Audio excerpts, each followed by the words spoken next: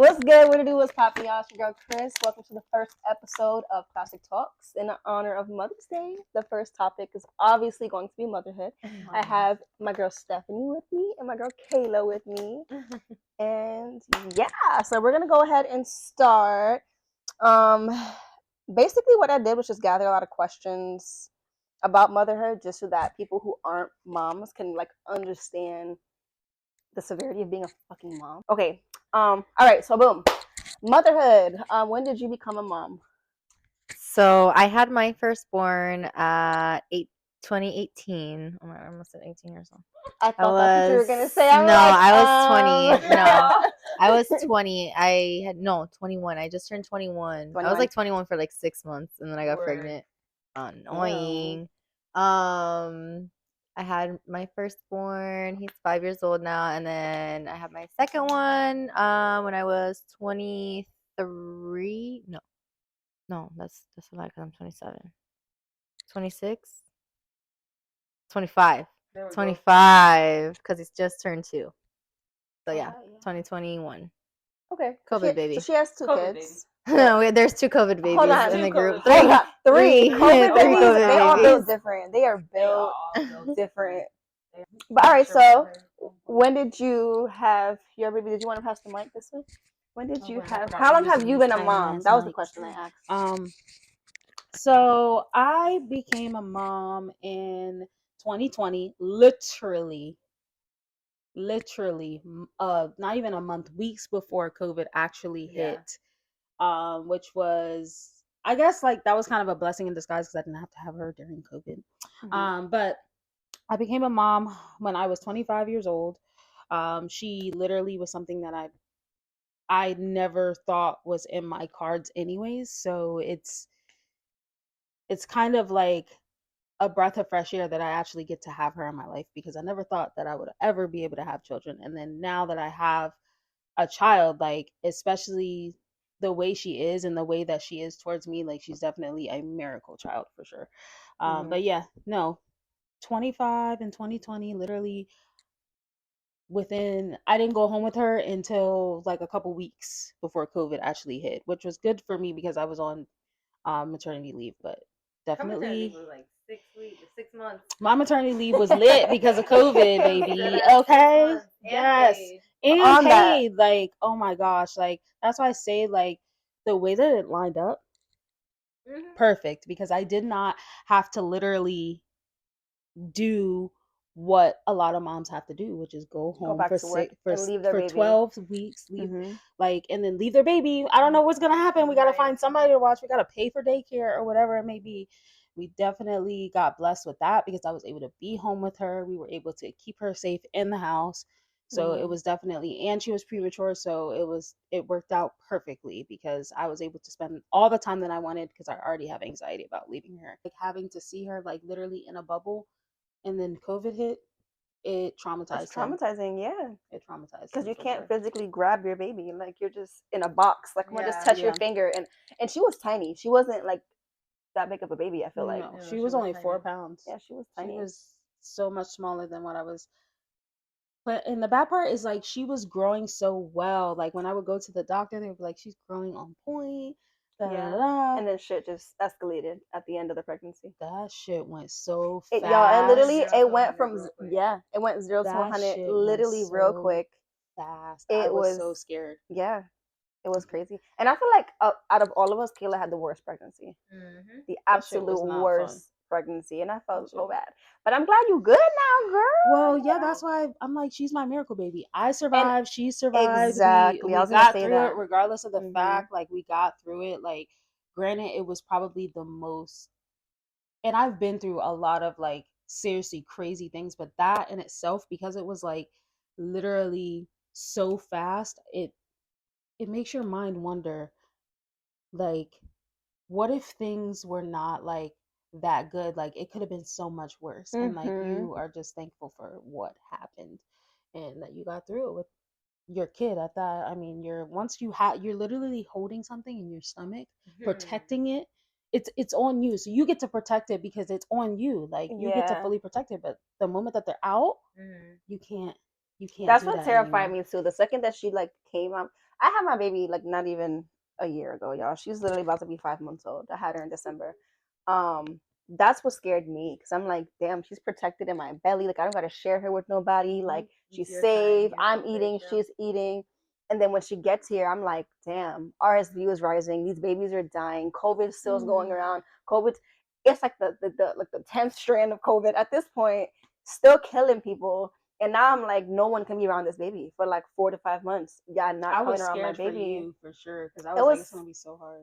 It was terrifying because COVID obviously scared me, but when I seen like the rise in RSV and like how many babies it was killing, like not even 2 days the baby had RSV, they're dead. And she's a newborn, and you can't give the medicine until they're like 4 or 5 months. So it's terrified me because just the thought of having to watch your baby suffer, like you can't give your baby any medicine, you just have to watch them just be miserable basically. Right. So yeah, that was terrifying for me. But yeah, for the most part, I agree with you because my labor was traumatizing, but it could have went south. It could have been bad. Okay, and I'm pretty sure if I wasn't praying, it would have went bad because there were so many situations where I'm like, that's it. Like I'm gonna die. Like this is not. This ain't it. Like my labor. My labor is what I don't want to have no more kids because of my. I mean, I know I'm going to, but like. Yeah, it put that bad taste in your mouth. Like, yeah. No, mind you, I went with the mindset in labor. I don't need no epidural. I got this. Yeah, okay. I want to feel it all. I want to. Okay. So like story time. Before I had my daughter, we lost 2 babies. The first baby, we lost our first daughter, and the second baby, I was only like 6 weeks, and the baby passed. So I'm over here like, yeah, I want to feel everything. I want to experience birth. I want to. I had really bad sciatica when I was pregnant. So whenever I had a contraction, it went down both of my legs. So I had Charlie horses in both of my legs every single contraction. So at first I'm like, nope, don't want epidural. So they gave me fentanyl.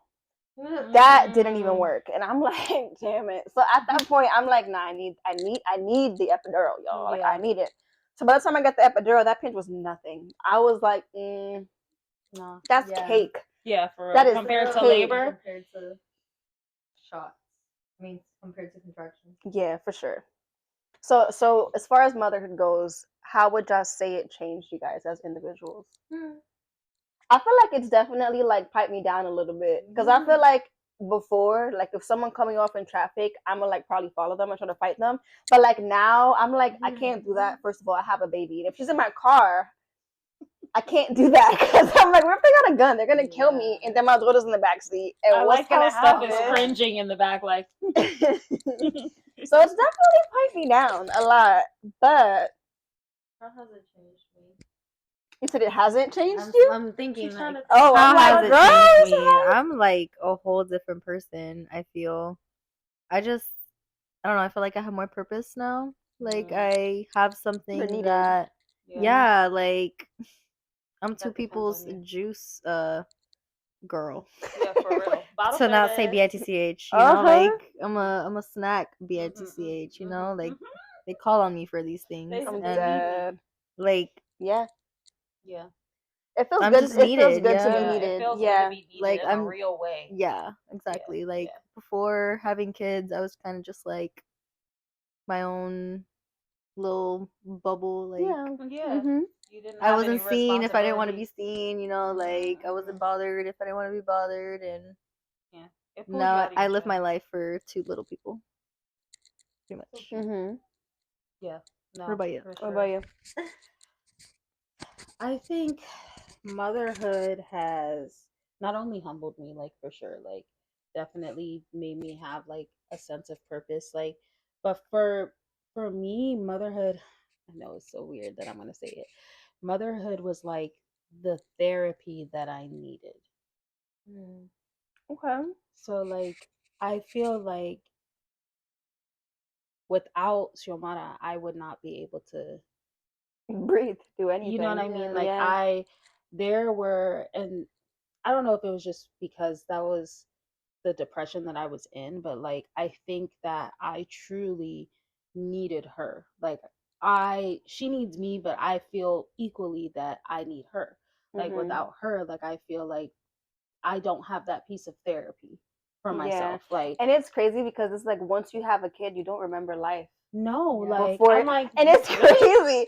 You do not remember life after It's a a new kid. All you chapter. know is I have this kid and I don't want to live life without it. Like that's Yep. literally. It's a new chapter in life. It really gives you a broader perspective of why you get up every morning, the goals that you have in your life change. Things are now have a greater purpose, like, because you're not only living your life for your little one, you are living your life for you so that you can be an example for that little one, so that they can grow up and have those big aspirations, those big dreams, feel like they can have what you didn't have. It's almost like for parents, at least, it's like a do-over. Like, I now have the chance to give my kids what I never had. You know what I mean? And I can make that difference. Like, it's almost like you learned from the mistakes that were presented in front of you growing up. So now you can, all right, I know that didn't work. So now I have to change this up so that I can. Okay, don't get too deep into that because that's one of the questions too. Like, next question, it's what is the hardest thing about being a mother, and what do you feel like is the easiest thing? You want to go first, Kate? I can go first if y'all don't know yet. Yeah, I feel like ponder on that. Yeah, I feel like the easiest thing about being a mom, it's so easy to love her. Like, it's just so easy to just love them and be addicted to them. And like in the most healthiest way, it's so easy to just love her and be addicted. I can have the shittiest day and I come home and I look at her and I'm fine. I'm like, oh, I don't even care. And I feel like the hardest thing, I would say, damn, I don't know. I'm stuck between mental and then sharing her and having to deal with everybody's perspective on how good or bad of a mother I am. I feel like that's what's the hardest part, because it's like you want to snap and what the fuck you mean, but you can't because you have a kid. So now you have to learn how to communicate. Now when you have a kid, y'all, you gotta grow up. You gotta learn how to communicate, because it literally what you say, your child is on the line. Like, not like literally, but you have to watch what you say, because the way it comes out, like that's how they're gonna perceive you as a person and as a mother at that. So I feel like that's what's harder for me, because y'all know me before. I'm quick to like, this is what I feel, this is what it is, and that's it. Like, but I can't do that with a baby, because now I'm like, okay, well, this is her aunt, this is her grandma, this is her grandfather too. So I gotta share her. How can I say this in the most non-problematic way so that we can still be together and get along with this baby? No, for sure. So I think that's the hardest thing for me. I think the easiest thing as a parent, just kind of the same thing as you, like just loving them, being that person for them, being their confidant, like just being that one person that's going to love them regardless of anything that they do. But I also think that the hardest thing, at least for me as a parent, the hardest thing, even though like I kind of just spoke about it, but like the hardest thing for me is to not repeat the way that I was raised with my child. Yeah. Because like I will have times where I'm like, so like my mom growing up, like, yeah, you know what I mean? Like, and I'm triggered to literally do the same thing, and I have to take myself back. Okay, yes, talk to them, do it like this so that they understand, because they don't understand when you're yelling, they don't understand when this is happening. That's the main thing, is like they just don't understand. So you have to literally dial it back to the very base of it, and that's how you teach them and you grow from there. What about you, Steph? Next. Well, pretty much everything y'all just said, but I feel like the easiest thing, I feel like when I became a mom, was like just how natural everything comes. Like I feel like a lot of women get real scared, especially right before they give birth, because it's like, oh my god, like how am I gonna, like, for me, for example, like I would not hold anyone's newborns until they were like at least 6 months old. Like, you're too fragile for me to hold, because I don't want to break your neck. Like, I'm not gonna hold you. It's scary. No, I get it. It's so terrifying. To then go and have my own kid, I'm like, I've never changed a baby's diaper. I've never pretty much held a newborn, so what am I gonna do? How am I gonna know if I'm doing it right? Right. How am I gonna breastfeed? How am I gonna know if I'm doing it right? And it's just like when you have your baby, it just comes so naturally. Like it literally comes to you. Yeah. So I think that would be like the easiest thing of being a parent.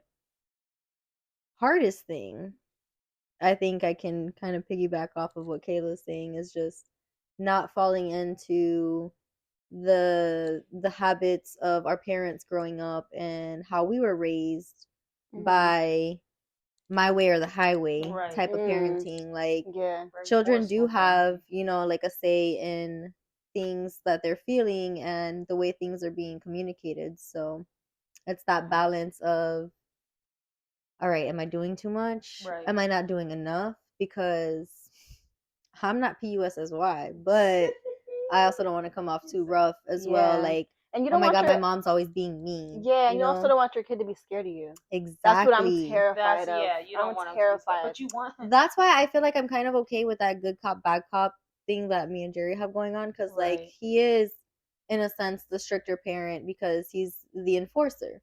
I'm more of like, I feel like Jerry just don't give in as easily as you do, and that's why they don't like. That's why they're like, I don't have the patience. Yeah, I don't have the patience, so I give in. But hopefully that works to my benefit. They're just so cute. Run. So it's like, how can I really be mad at you? Like, right. Damn. But they say but that's like, the problem. Yeah. Say that the man in children's heads, like, men gravitate to be in children's heads, men gravitate to be like the more stricter parent. Like they just that's just kind of how it forms in their head, is like men are just the enforcer type of parent. I mean, in my situation it's not, it's kind of flip-flop. Like Chewy is kind of the but I think it's because she's a girl. Like, dead ass, I think it's because she's a girl. And that's why I'd be like, I feel like I'm my mom sometimes.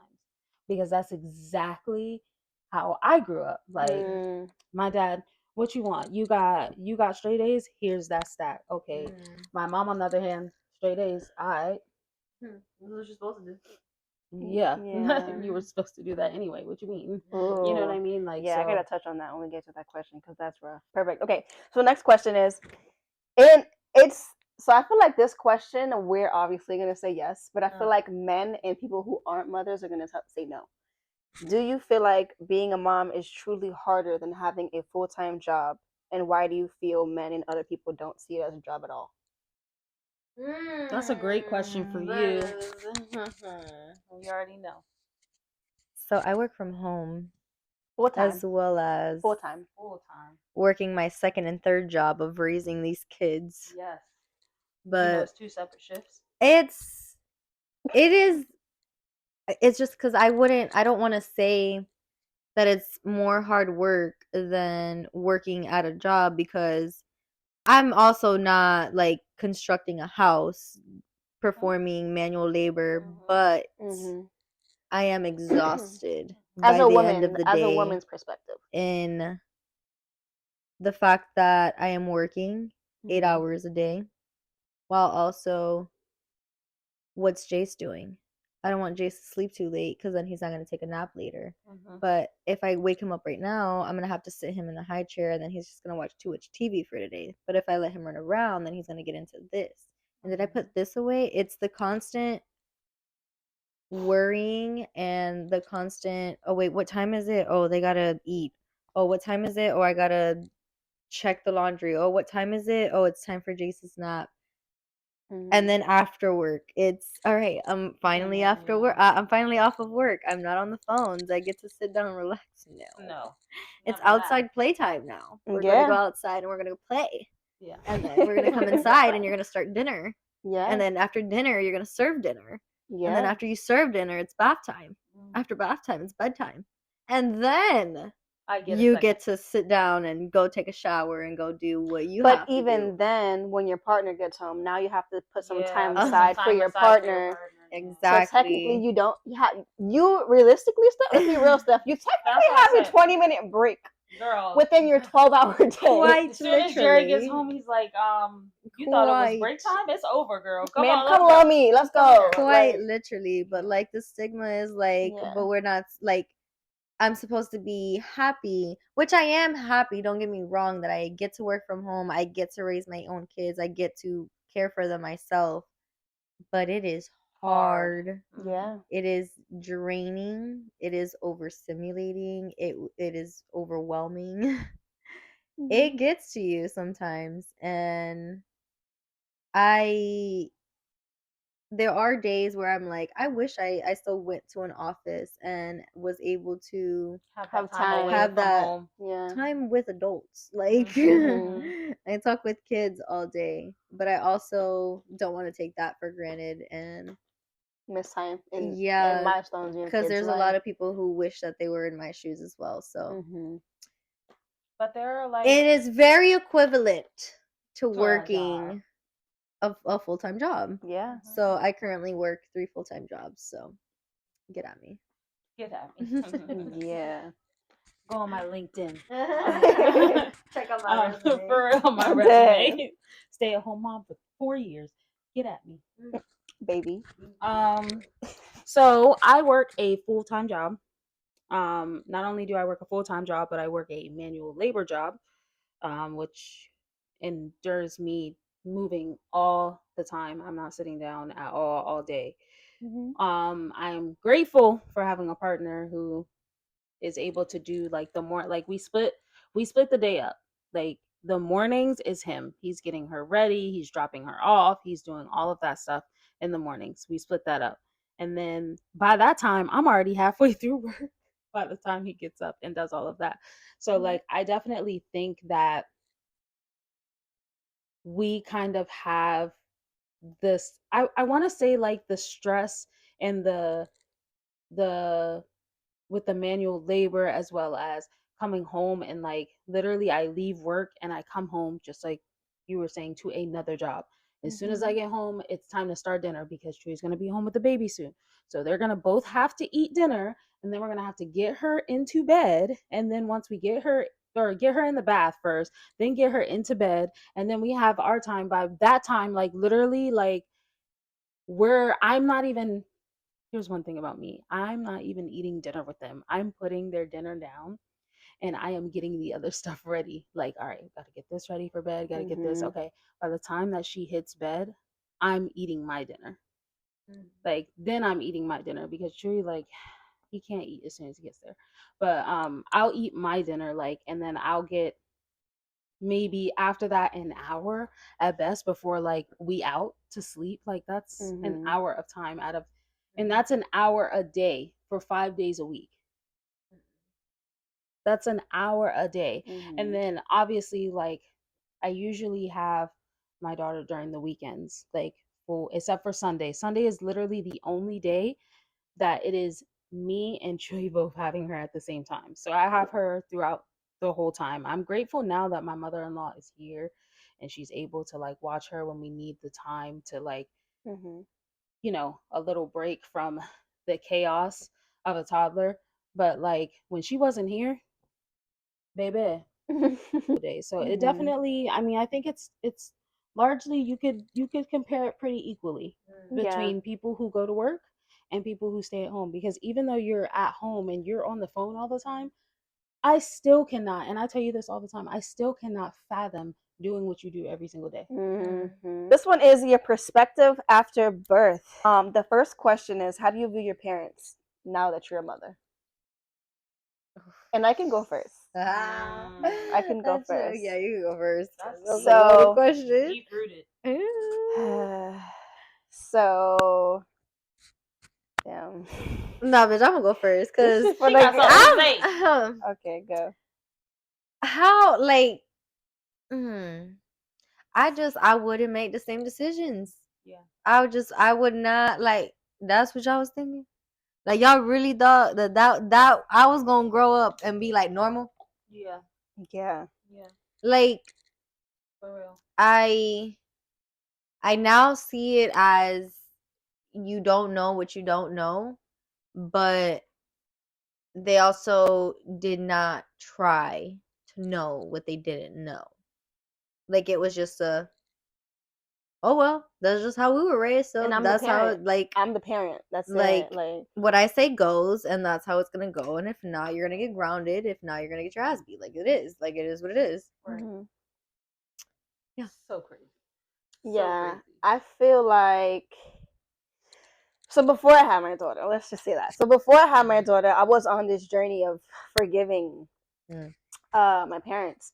So there's like somebody not well, I guess both of them. So there was never any emotional support like growing up. So I had to deal with a lot of things like by myself because they just didn't know. Like and then now that I grow up, I realize I'm like, damn, like they never had that. Like they didn't have any emotional support. So how do I expect them to know how to emotionally support me if they never got that? Yep, you don't know what you know. So that was my healing journey before I had kids. Now, after I had my baby, shit's just different. Like I look at my baby and I'm like, I would never. Exactly. Ooh, bitch. Exactly. No. I would never. No, for sure. For sure. No, it's true. It's definitely because it changes your perspective after you do have your own children. Because it's like I know the love that I have for my kids, and I know that like that I feel like that's why I'm struggling so hard now because I am the product of how I was raised. So I don't want my kids to be the product of how I was raised as well. Like I am constantly fighting those reactions and those bad habits that I got from growing up and like being raised in my household with it always being an argument, always being a temper tantrum, always things being thrown. Like it was always just very aggressive and abusive, angry. Like everything stems from anger.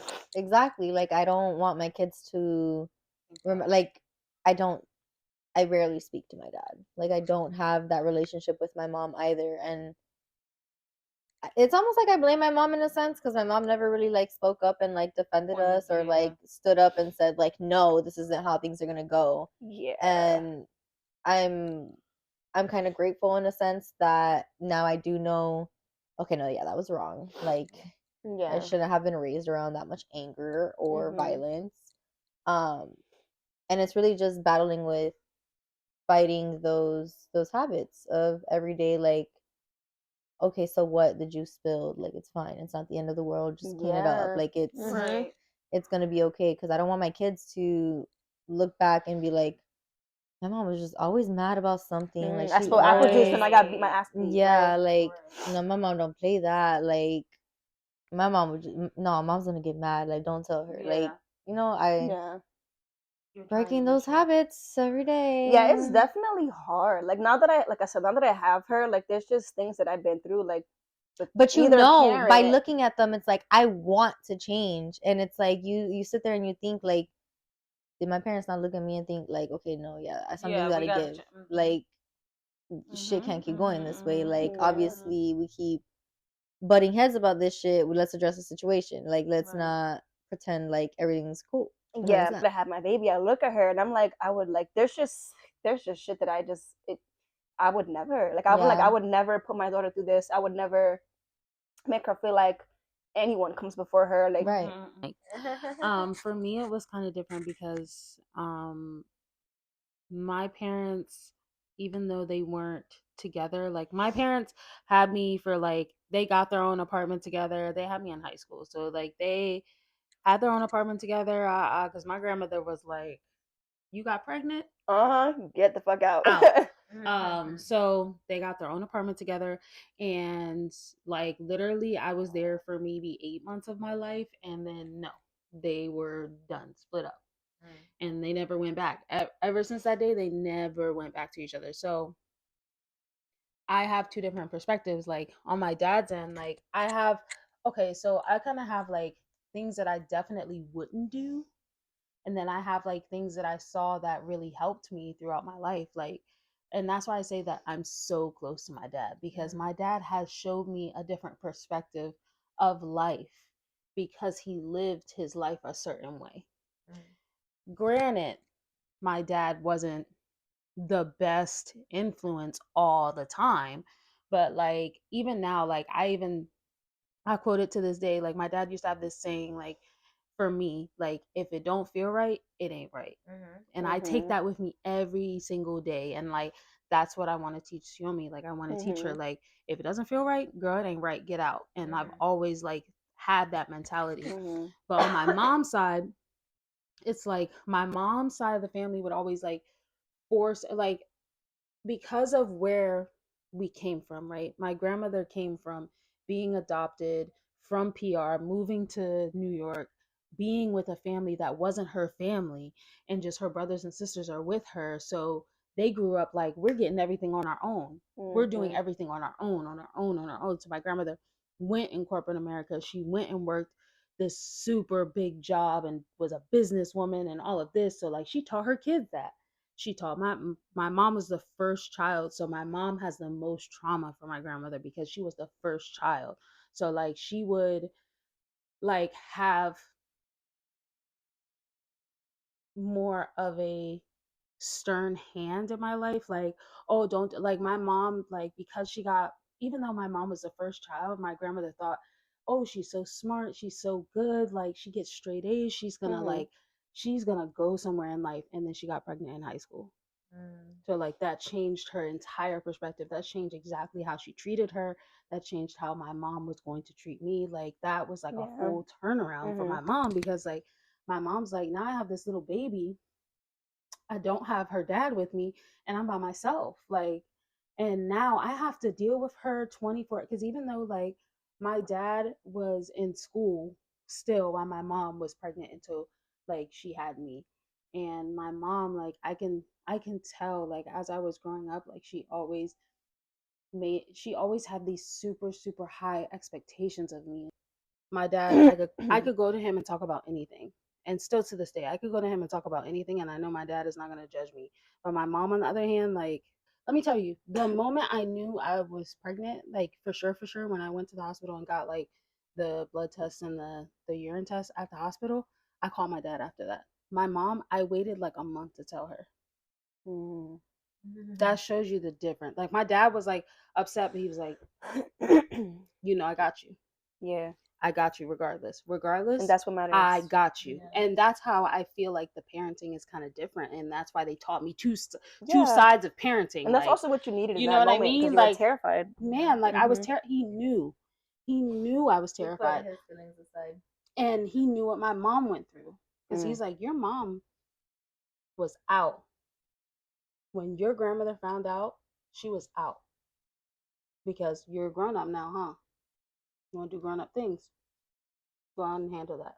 Yeah. So I definitely think I got two different perspectives growing up, but I think it kind of well-rounded me, even though there's no such thing as like a perfect parent, but I think it kind of well-rounded me to know kind of both sides and where I can give and I can take. And be a better parent. And be that, okay. That's why I feel like that's why I'm afraid when I feel like I'm the enforcer, because I remind myself of my mother.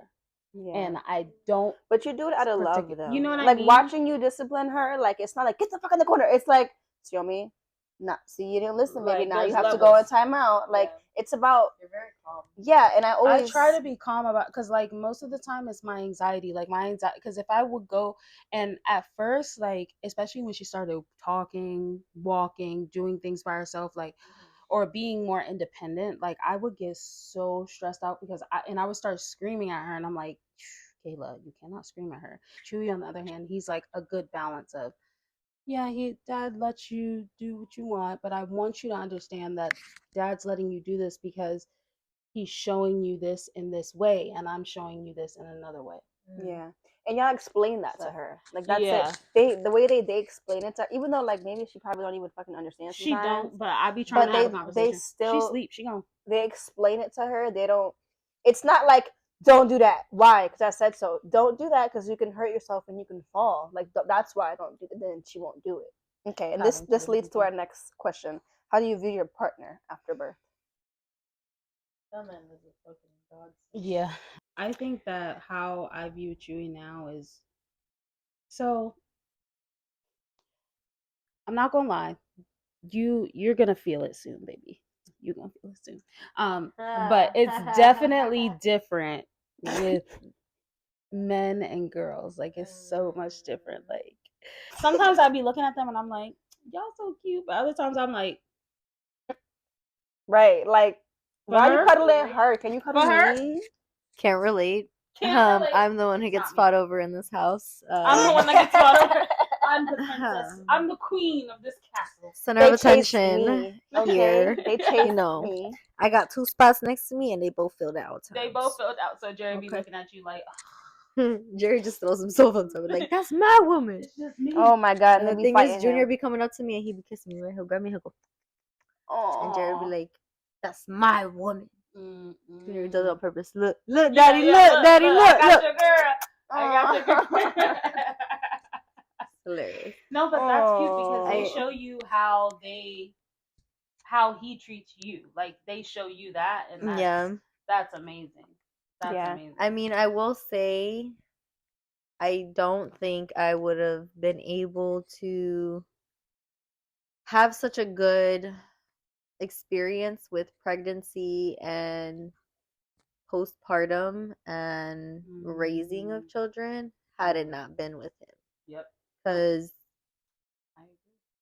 from the hospital drives, from the hospital stays, from the changing of diapers, like, if I did not want to change a poopy diaper, I was not changing the poopy diaper. Like, no hesitation. He would do it. Like, oh, he's pooped, I got it. Like, it's, I don't want to say like worshiping the ground that I walk on, but basically it gives very much so, because I carried these kids for 9 months. I feel like I lost my body for these. That's actually one of these next questions, but I feel like, because the question is, has your partner view you after birth, which is why I wanted them here, but that's why, because once they watch you give birth, they're like, what? Like, after I gave birth, like, this man was crying and he's like, bro, I don't know how you did it. Like, you're so strong.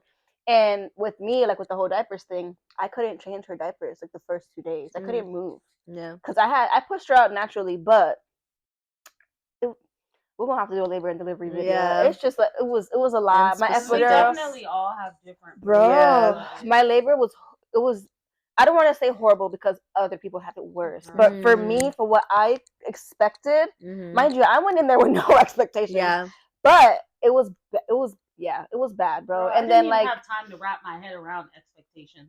Yeah, no. I feel like it's worse when because when I went into labor with Junior, I literally, which is the first, my first kid, I don't think it hit me until it was like, all right, yeah, you're ready to push, and I'm like, that's the part. Okay. No, even then it didn't. I'm gonna push out a baby. It didn't hit me then either. Girl, that when she said that, I was like, I told you guys. Yeah. I looked at my mama. I said, hold on. No, let me tell you. This is like a short snippet of like my traumatic labor and delivery. But the moment that they told me, okay, it's time to push,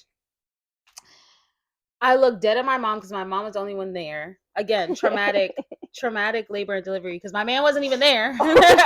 Traumatic, no. That's the only person that's in there with me terrifying. As my mom. Yeah. I looked dead at her and I was like, I can't do this. And she looked at me and she was like, you're gonna have to. You're about to have a baby. And I'm like, oh no, like, that's not a pep talk. Yeah.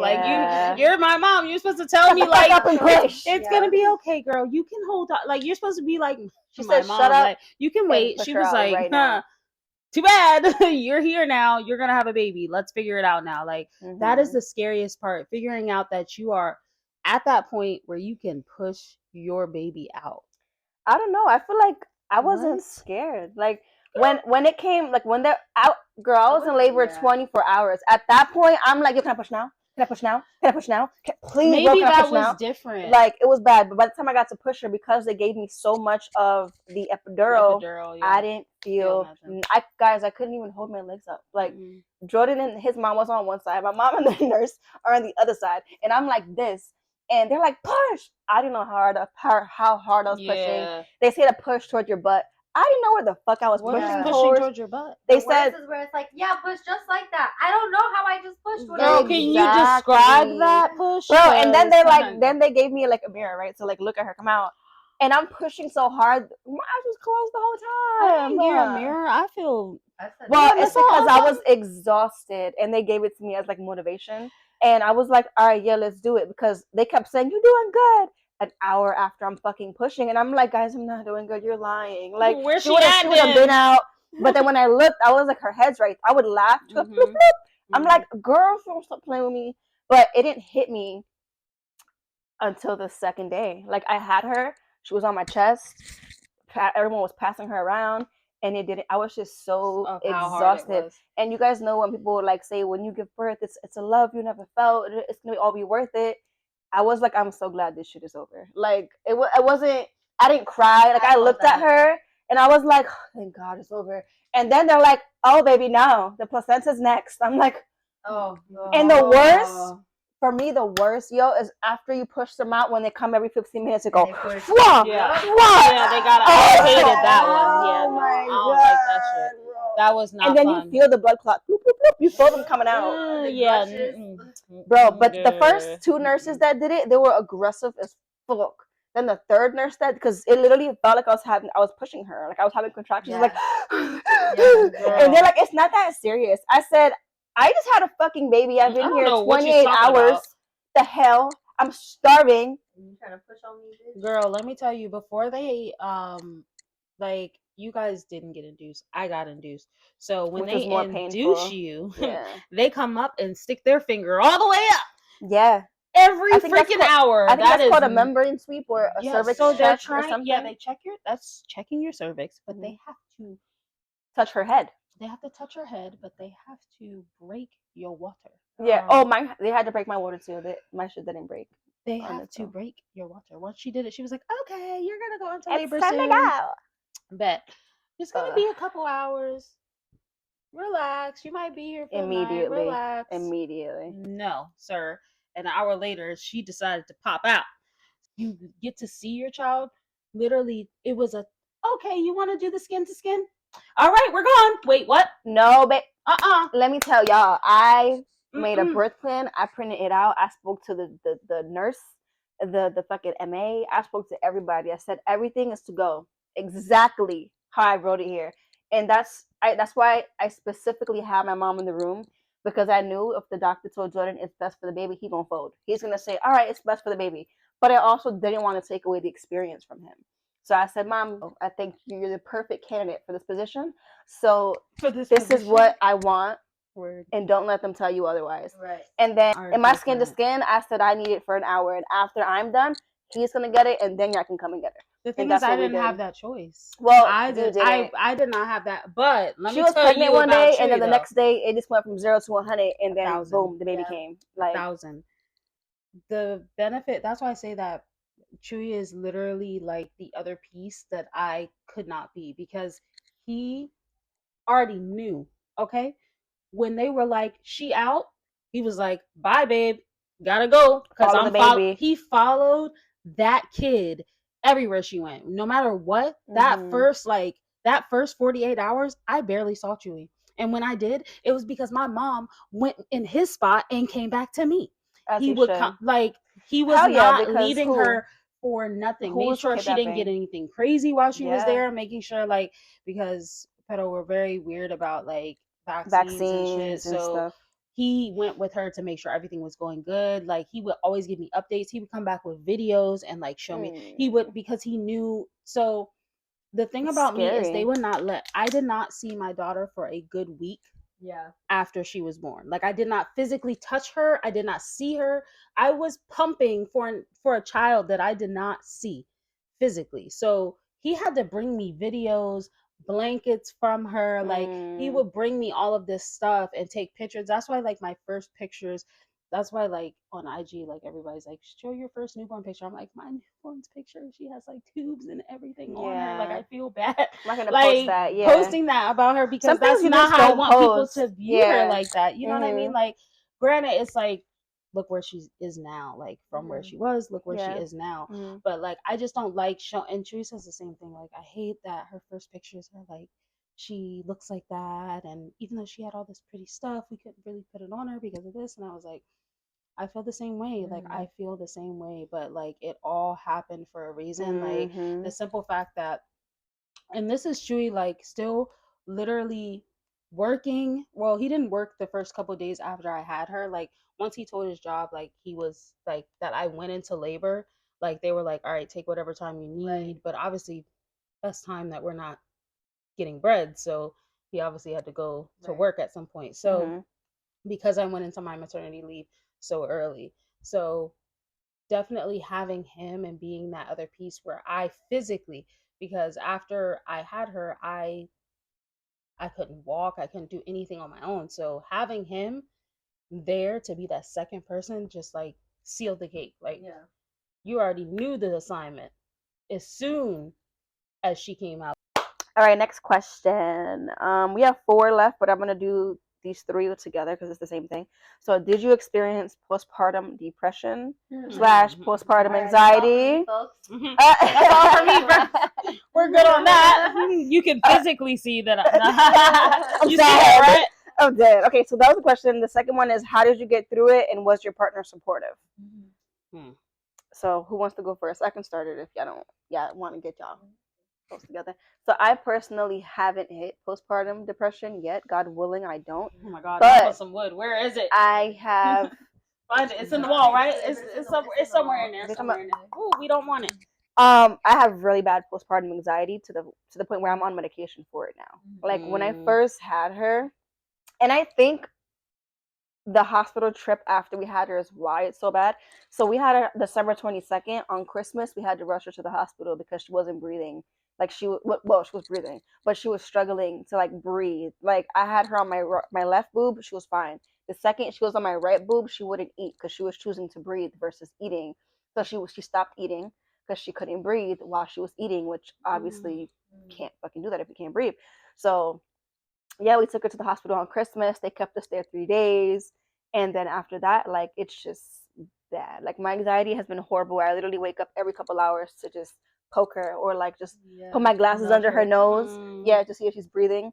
I feel like that's normal, but I feel like mine's, like, times 10 because we literally...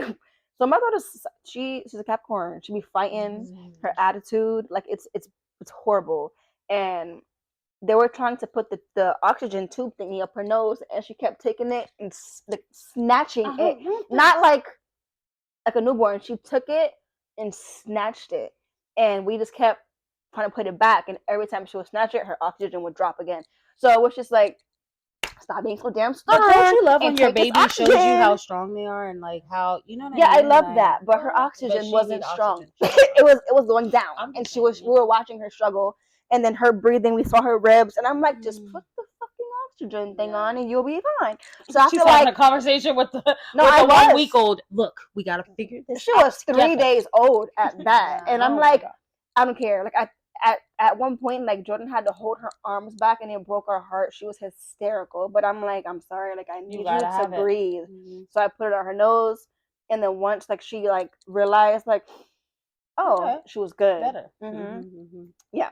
But that shit was traumatizing. So I personally have postpartum anxiety. Postpartum, I think, is different for everyone. I think postpartum makes you really, really test you as a parent too. Like just test you in a way to where it's like, okay, now I have to be a parent and I have to be depressed at the same time. Now I have to try to do both. So I have double the pressure, double the weight on myself. And it tests you to make you, I know I hate that I'm saying this, but it makes you a stronger person in general. Like, because now when your kids are having times, because everyone needs their mental health catered to, when your kids are having those times of they look a little weird or something is different about them, now we have the tools to say that's not right. And that's different. So let's address it on what it is and work through it. Opposed to if it was before, I would have never known what it looked like, what it felt like. What I would have never known any of that. So it definitely opened my eyes up to that. Postpartum, on the other hand, was very depressing for me because of, again, how I had my child, not having a baby shower, not having the things prepared, especially when you have a kid. Like, as a mom, you want to have everything prepared for when that baby pops out. And like when you don't, when you do not have the opportunity to literally do that, like, it drives you crazy, because then you're in hyperspeed mode, because you're making sure that you're making the earth, the place that you brought your child to, and the surroundings that you have them in, to the standard that you wanted it to be. But you have to understand that it's not going to be that way too. So it definitely, having my child the way I did, and having her during COVID, made my postpartum very much more difficult, more trying for me. I I definitely think my postpartum was one of the reasons why I couldn't breastfeed as long as I wanted to. Yeah, I agree. I think that I would have definitely been able to breastfeed longer if I didn't have the anxiety and the stress that I had on my shoulders 24/7. And even before that, Julie was working all the time, so it was me with the baby 24/7. Yep. 24/7 with her. And luckily, Julie worked at most of the day. So he would go into work in the morning and he would get off at like 1 o'clock. So at night, because when you have a newborn, you're getting up all the time, he would be able to almost catch the night shift. Like, all right, I'm up now. He's a dad, so he's not gonna be like, I'm just gonna go home and go to sleep because I've been working all day. No. The baby is here now. All right, we gotta be with the baby. Like, that's how I feel like Chewy kind of got some of that too as a mom. Like, when you're, as soon as you're as soon as you have the baby out, you're going into hyperspeed. I feel like he had that too, especially with having to work and then having to come home and do same thing with like Jordan, like having to come home, and now I gotta now we have a baby. I still have to do all of this. My girl's not working right now, so now I have to sleep. I have put her to to sleep. make sure I got the night shift. So that and sometimes, like, I don't even honestly, 8 out of 10, I do it all. Like day shift, morning shift, night shift. I do it all because, I mean, even though, yeah, he should, like, on Saturdays he does, but like for me, I'm like, all right, well, I'm not working. Like, I need to make sure he gets enough rest to be able to get up and work those 2 jobs.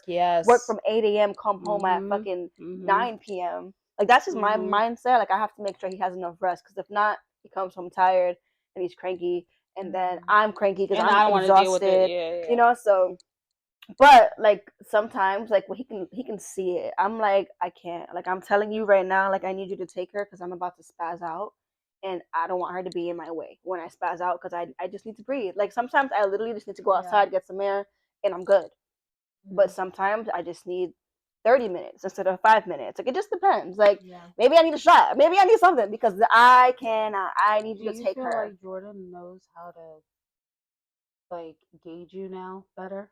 What do you mean? Like my emotions?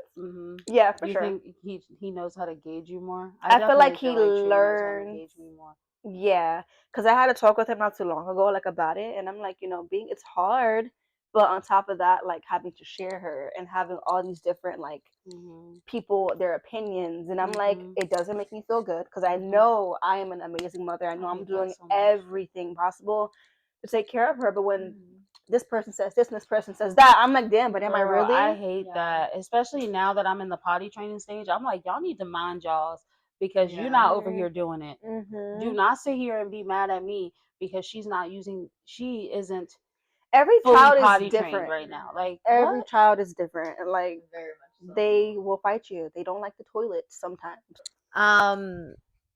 So I definitely feel like I did go through postpartum depression with both of my kids. But I feel like I got postpartum kind of like later on. So they were closer to a year old. Damn, so I'm not out the loop yet. No, yeah, you're not. Girl. You're really not. I thought I was. Yeah, I thought I was until Junior was like, we're gonna really do this podcast. Yeah. It was like 9 or 10 months. He was like 9 or 10 months old. Oh man. Okay. And I kind of just I don't know. I just started feeling like very off and just like nothing triggered you. You just randomly just started feeling yeah. it. I'm like I just felt kind of like empty most of the time. Like I felt like I wasn't like obviously I love my kids, but like I felt like I wasn't as connected as I should be. Girl, talk Like about it. I obviously cared for them and like no, you love Yeah. your kids, yeah. but like it be But I was just like I felt it was more of like a I have to do this versus yes. like I want to yes. do this. oh my gosh, I get to like take care of my kids, Did you you ever know. get tired of the cry? Like they would start crying and like you got annoyed by With the Jace, it was very bad cry? because Jace He would scream. Jace was scream. very very bad. Like I would legit have to like walk away from him because like I could not like I was literally like pulling my hair out. I couldn't. And I feel like after Jace, I don't know if it makes sense, but I feel like I got angrier, like versus sadder. Like with Junior, I was more sad. With Jace, I was more angry. Like, was it yeah. angry or like frustrated? I would say it's the turtles. It sounds like it's right here. Like that could be the ice then. Yeah, because I them don't The know. ice maker, I yeah. don't know. Because they be clicking the rocks like that. Yo, the turtles. She said, "Y'all just relax. There's no ghosts here. Yeah, it's, it's it's okay. the turtles." But go ahead. You know Chris is here. I'm like, you need to go on with Chris. Camera. Dude, baby, you can stay right here. Chris. Don't follow me, baby. I rebuke you in the name of Jesus and everybody in Jerusalem. Go with her. Go with who you came with. I know you stay outside that door. I know we got her here, but she be alright. Show me child back. But I mean, like, I don't know if it makes sense. Like, when I went through postpartum with Junior, I was more sad, and I feel like my postpartum with Jace was, I feel like just more angry. Like I wasn't as you feel like you had a shorter sad. switch? Yeah, like my fuse was a lot shorter than it was when I had Junior. And I mean, I guess it kind of ties in as well. Like I was already working from home when I had Jace, and I already had Junior. I already had a kid I was taking care of. So at like, home, yeah. So now I have another one. Well, it's easier it's to a get newborn. frustrated versus having like, no baby.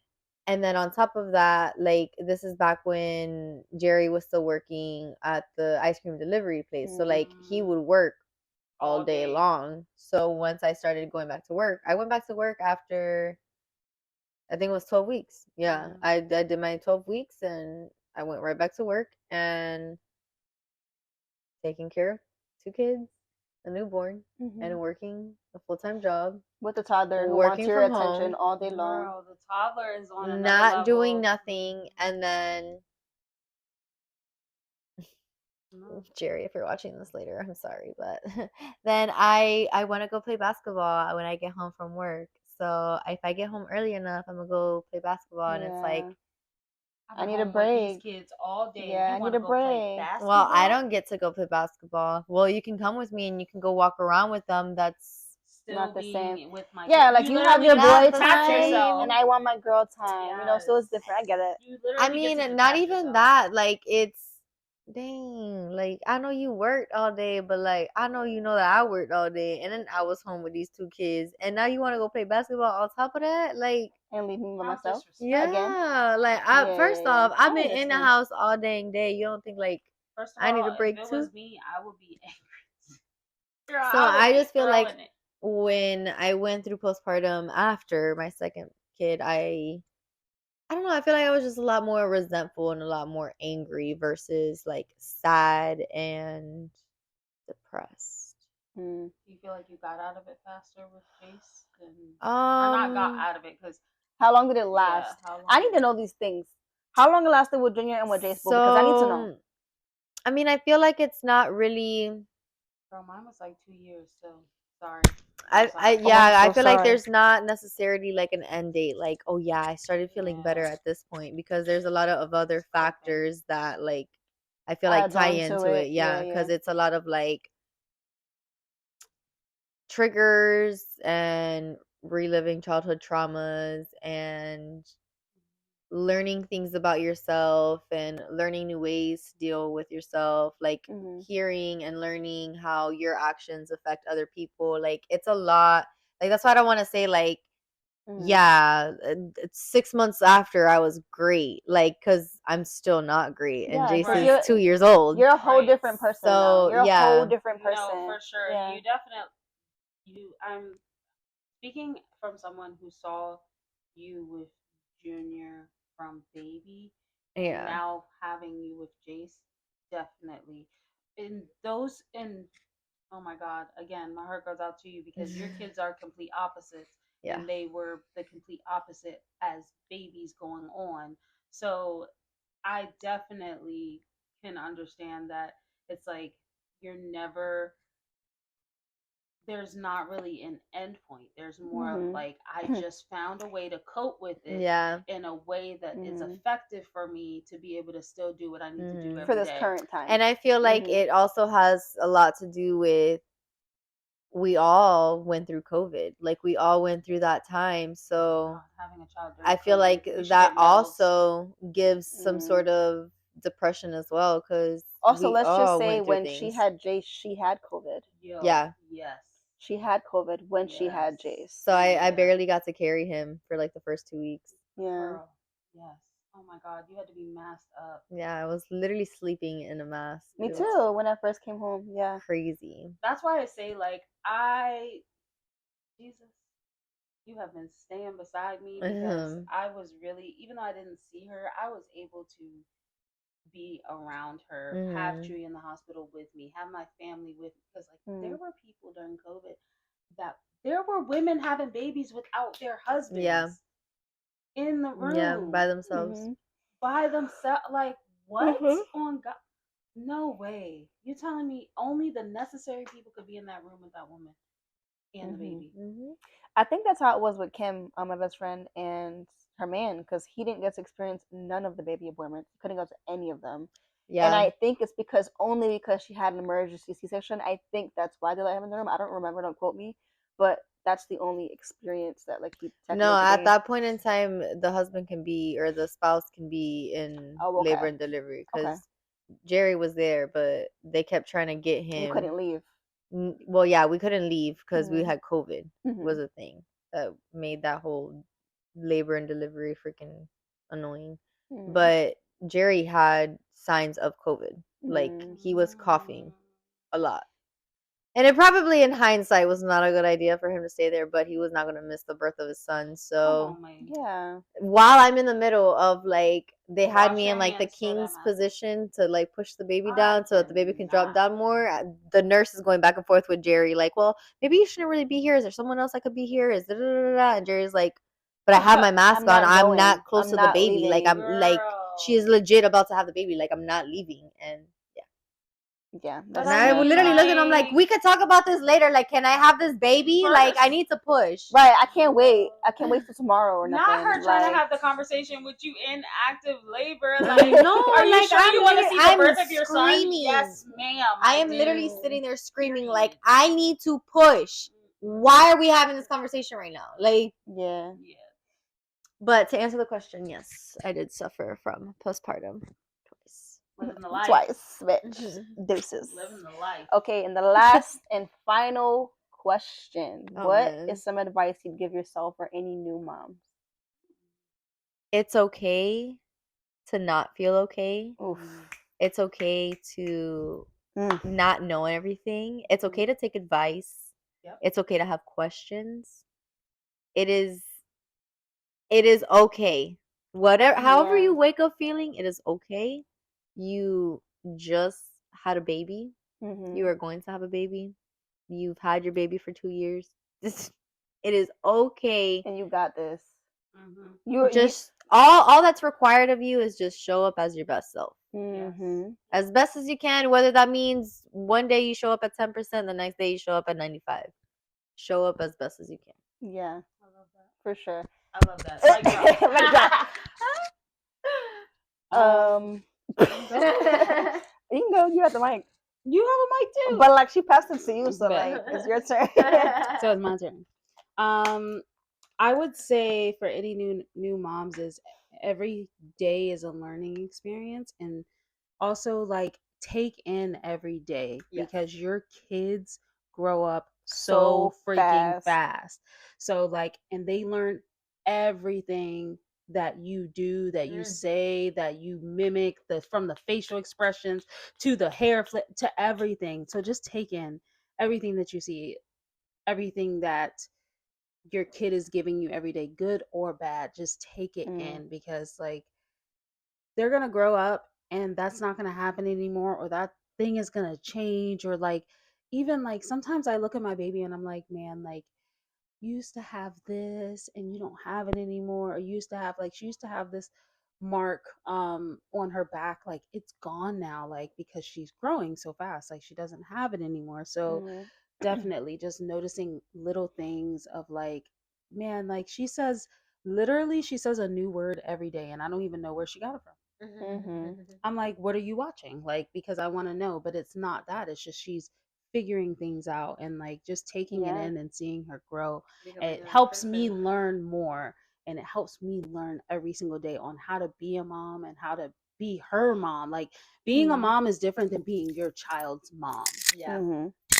So it just it's the best feeling ever, even if it feels like something that is not doable, that's unachievable. It's achievable. You got to do it in your own way, girlfriend. You're not going to be doing it. I'm not going to be the same mom Stephanie's going to be. I'm not going to be the same mom Chris is going to be. I'm going to be the mom that I need to be for me and my child. And that's why God put her with me, because he knew that I could do what I needed to do for her in the way that she needs it done. So good. I would say that it's okay to not feel like you're in love or connected with your child like as soon as you have them, because I didn't. I was like, this is what was in me. Can you take her? Like I need to sleep. Like I was in labor 26 hours. Like it was horrible. Like I was just it was bad. So like I didn't really feel connected to her. When I was pregnant, I didn't feel in love with her. I didn't feel none of that shit until like I kind of remember that. Yeah, I remember like you were just like, yeah, I'm just pregnant. I don't feel nothing. I'm not connected to her. That's okay. Also, if like Steph said, it's okay. Like it's okay not to be okay. Like, and if you don't know something, don't like feel like the worst mom in the entire world. If your baby is like breathing funny, don't freak the fuck out, because I learned it's a newborn thing. Newborns are like they breathe funny because they're trying to learn how to breathe oxygen. Do not overthink.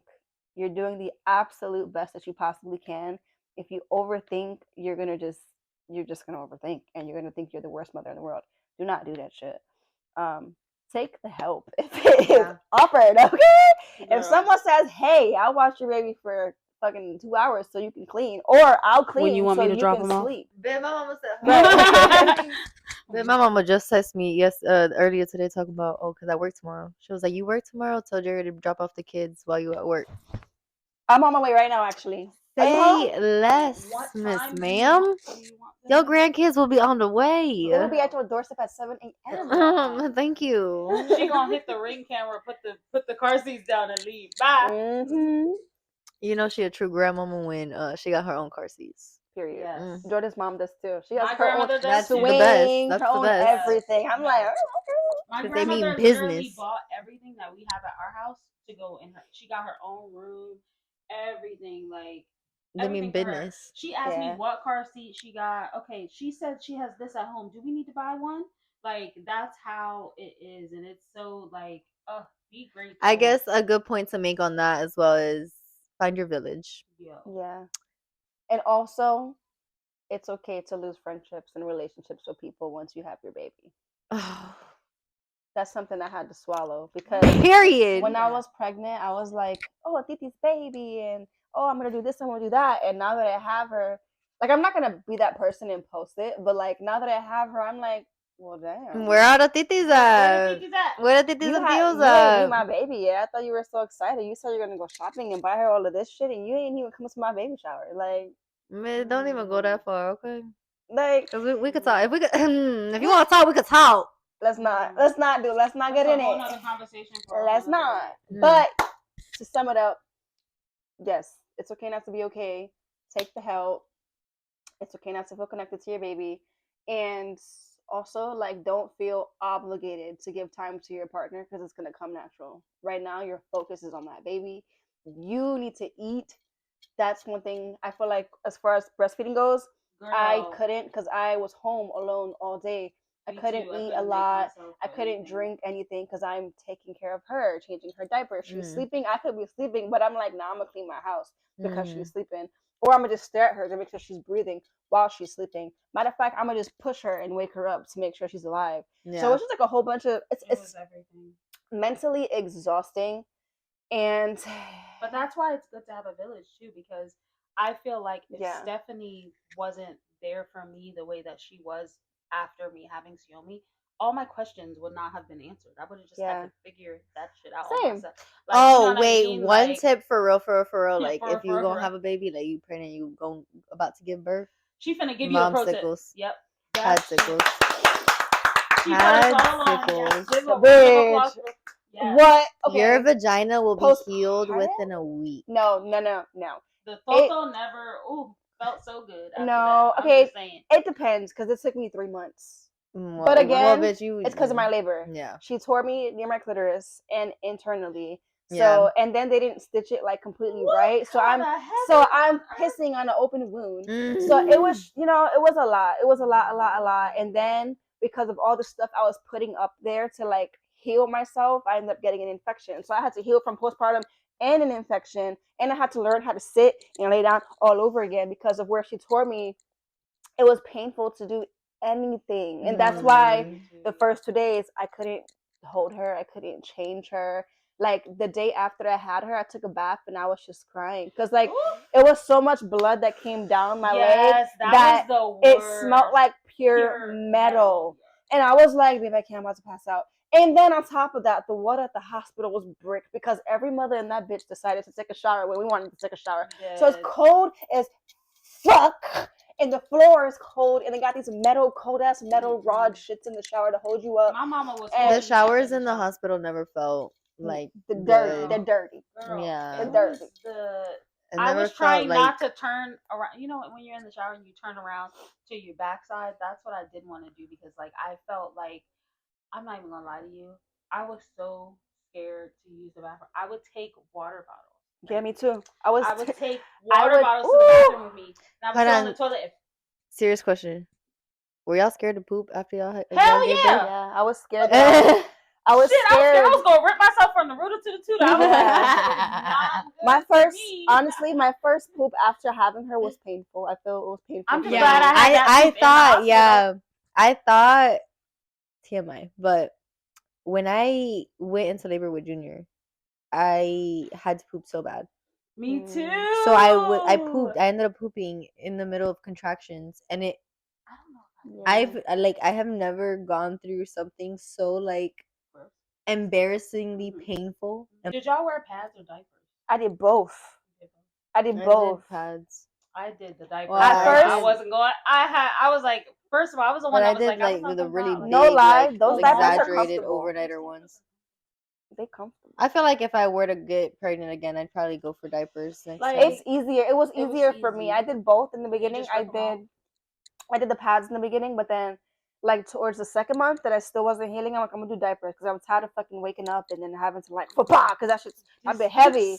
That bit heavy because you got the ice and the fucking witch hazel, all that shit in there. So that bitch is heavy, full of blood clots at that. Not even regular blood clots. The worst. Thinking you dying, but it's normal. So I had so much blood, girl. I had so much blood that I was like, I had so much blood, I almost passed out. Like it was bad, y'all. We're gonna do a labor and delivery video. I felt it too. Like, labor and feel delivery the stitches special. when you sat. Oh, girl, don't move me from the seat. Leave me here. Bro, you know what felt so good when I put the ice packs on and when you sit down and you feel you're like, oh, fuck, this hurts, but it feels so good. It was just that's the water how, like, it was so relieving. Yeah, but the nurse told me put warm water in the bottle, and that shit did not fucking help. And then my second month in, when Claire was in the hospital for her breathing, I went on the other side because I thought I had an infection. I couldn't walk. I had to literally sit like this driving, I sat like this. I couldn't sit down. I couldn't lay down. I couldn't do anything. So I'm like, nah, there's something wrong. It has to be infected. I'm not gonna lie. So I went, and that's when I found out, like, they stitched it, but there's still a little, like, opening, and you're peeing on that, and she ripped you near your clit. So no matter what we do, it's gonna burn. She's like, you have to hold it down for a week, Mom. Like, after a week, like, it'll get easier. Ask you a question. What? Why are you looking at the camera like that? This is just you editing, right? Because this may or may not be a question you might keep on this up. Oh, shit. There you go. Thank you so much for joining us and watching our very first podcast in dedication to Mother's Day. Yes, happy Mother's Day, all the mothers. Happy Mother's Day, baby.